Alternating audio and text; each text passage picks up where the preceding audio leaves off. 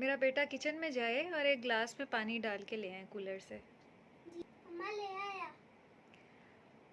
Abdurrahman ऐसे पानी सर्व नहीं करते, किसी प्लेट में या किसी ट्रे में पानी रख के लेकर आते हैं। जय मेरा बेटा ऐसे।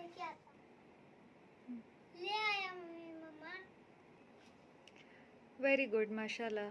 अब आप बिल्कुल सही तरीके से लेकर आए हैं। आपने सबसे पहले जाके अंकल को सलाम करना है और फिर आपने उनको ये पानी सर्व करना है।